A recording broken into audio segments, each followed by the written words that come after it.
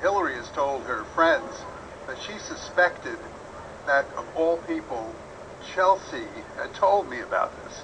Now, that's not true. I've never met Chelsea Clinton, but apparently Chelsea has a reputation for texting her friends and in the middle of meetings with her parents. But it was a confirmation that, in fact, this meeting actually did take place and that it was an accurate representation of what went on during the meeting. You also talk about Chelsea Clinton's reaction to the 2008 presidential primary on the Democratic side. Well, Chelsea, like Bill, her father, and they're very close, felt that the Democratic nomination was practically stolen from her mother, that she deserved to be the presidential candidate, not Barack Obama, and that the Obamas had unfairly characterized her father, Bill Clinton, as a racist during the campaign and had played unfair with him. So she really wanted her mother to get back and challenge Obama and run for president. Ed Klein, aren't all presidents amateurs when they come into office? I'd say most of them are, but I don't think, for instance, Dwight Eisenhower was. I think he understood how to be a manager, an executive, how to get things done. I don't think Lyndon Johnson was an amateur when he inherited the presidency after the assassination. I think of Lyndon Johnson, who could not give a good speech, really, who did not speak well from the teleprompter, but who understood how to manipulate the levers of power in Washington. He understood human nature. He understood the strengths and weaknesses of the people in Congress and how to play on those weaknesses and strengths. Obama doesn't seem to have that skill set to use human nature as a way of getting done what he wants to get done in Washington. How many books have you written? Well, I think this is my 11th book. There are 3 novels and 8 nonfiction books. What do you say to some of the critics of your books? You refer to this book as a journalist book. Yes, but what do the critics say? Well, some of the criticisms about the accuracy of the stories that you tell, etc. Right. Well, the fact of the matter is that, as far as I know, there hasn't been a single fact in this book that's been challenged in a kind of credible way. People have said, "Oh, Klein makes things up." Well, that's what kids in the schoolyard, they call each other's names. I've been called all kinds of names, but in fact, when it comes to the credibility of my reporting, I don't think anybody's laid a glove on me yet. And you're the former editor of the New York Times Magazine. How many years did you do that job? 12 years as editor-in-chief of the New York Times Magazine. I also should point out that many of my books have been excerpted by Vanity Fair. And Vanity Fair has one of the most rigorous fact-checking departments in the magazine business. And all of these books that have been excerpted, not a single factual error has been found. You interviewed Jeremiah Wright for The Image. What was that like? Well, first of all, it was on the record. It was also tape recorded. We sat down for 3 hours not even across a table. We were just sitting the way you and I are sitting, with a tape recorder on a table on our side. And it was an amazing experience because, first of all, I expected him to be bombastic the way he was on those videos of him with his dashiki and kind of raising his voice and denouncing America, white people, Jews, Israel. None of that happened during our interview. He was very polite, very courteous, low-key, speaking in a modulated voice. Seemed quite intelligent to me. Of course, I don't agree with a lot of the things that he has been videotaped saying, but I must say that during these 3 hours, I believed his stories, and he told me many very interesting stories. And where is he now as far as his relationship with President Obama? Well, he clearly feels hurt and bitter that he was thrown under the bus, as he sees it, by Barack Obama and the Obama campaign during 2008. He felt that he had a special relationship with Obama that went on for 23 years. It is a mistake to think that Barack Obama only knew Jeremiah Wright through sitting in a pew in his church and listening to these sermons. In fact, Barack Obama and Jeremiah Wright had a one-on-one relationship in which they met for literally hundreds of times in the Reverend Wright's home. And at every step of Obama's career, he went to the Reverend Wright for advice, counsel, political direction. So this was a relationship that was closer than any relationship in his life, with the possible exception of his relationship with his own wife, Michelle Obama. Mr. Klein, does he have any contact right now with the president? No, there's no contact. After Obama won the presidency, the Reverend Wright told me that he sent him a note congratulating him on achieving his ambition, as he put it, and that he didn't expect the note to get to him directly, so he gave it to a neighbor of Obama's, who the Reverend Wright knew, to hand deliver it. And he doesn't know to this day whether that note was ever delivered. Who is Steve Rogers, who you also interview in here? Steve Rogers, From Chicago. Steve Rogers is a professor at the Kellogg School of Management at Northwestern University.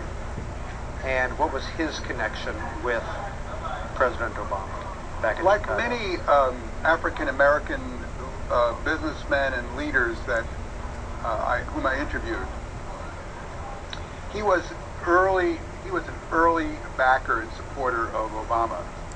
After Obama lost a congressional primary to Bobby Rush in 2000, Rush is a former Black Panther, but now a congressman.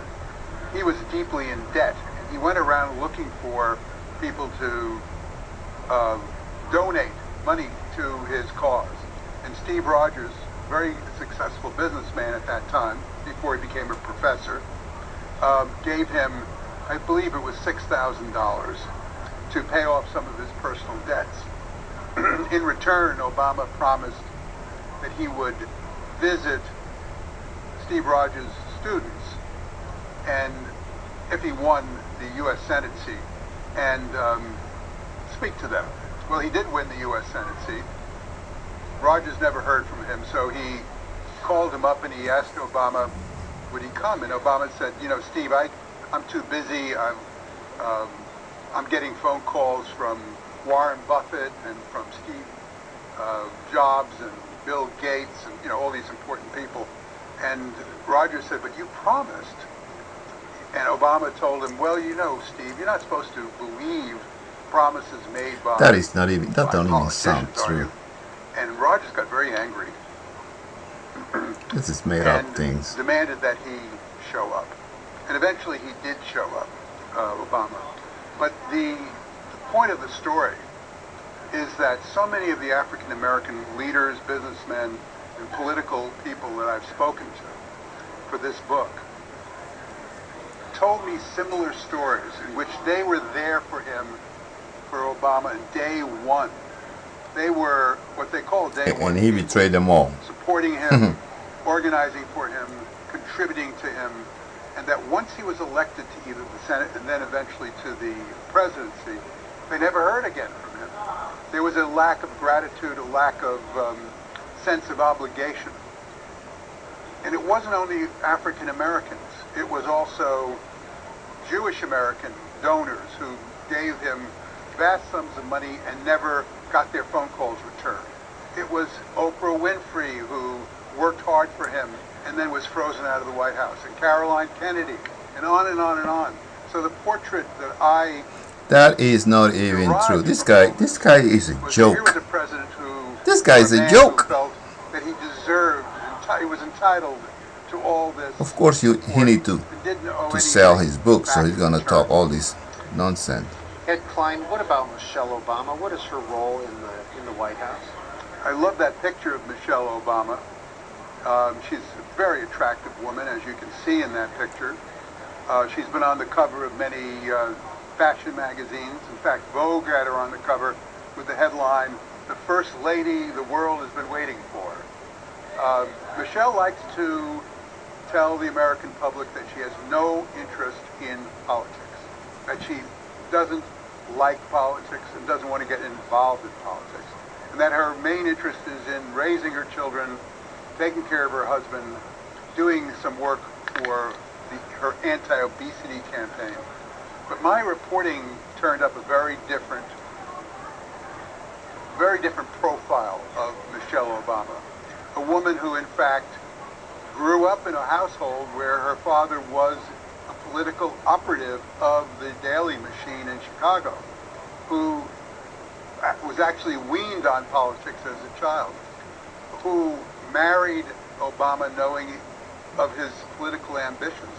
And so she chose a politician to marry, and who has been his most important political partner at every step of his campaign and every step of his presidency, and has an enormous amount of influence in his decision-making process. Ed Klein, all throughout his presidency and earlier, we've always heard that Michelle Obama did not want him to run for office necessarily, and she was the reluctant half. So we've heard that story. It's a great story. Mm-hmm. It's But you don't like that one, the story right? of a woman who doesn't seem to have any ambition, either for herself or her husband. But in fact, that's not the Michelle Obama that I found when I that won't sell your book. interviewed her close friends, people who knew her when, back in Chicago days, people who now know her. Michelle Obama loves being First Lady. She's a very, very intelligent, well-educated, well-spoken woman with great opinions, strong opinions, but who also has a reputation earned for liking a very comfortable lifestyle. And here in the White House, she has people taking care of her every want and wish.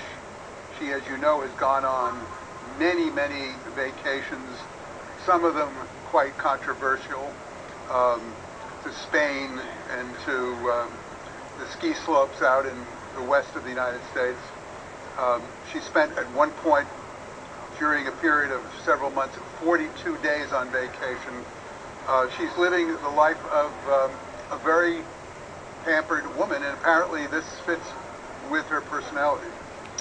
You write, whereas the Clintons were open and above board about their co-presidency, boasting that Hillary was an equal partner with Bill, the Obamas have been careful to hide the fact that Michelle is the president's most important political advisor and the one he listens to above all others before he makes major decisions. Yes, and I think that's so true. The way she does that is often through her very best friend, how she gets her opinions through. Her very best friend, Valerie Jarrett. Valerie Jarrett is a woman who hired Michelle many, many years ago to work with her in Mayor Daley's administration in Chicago.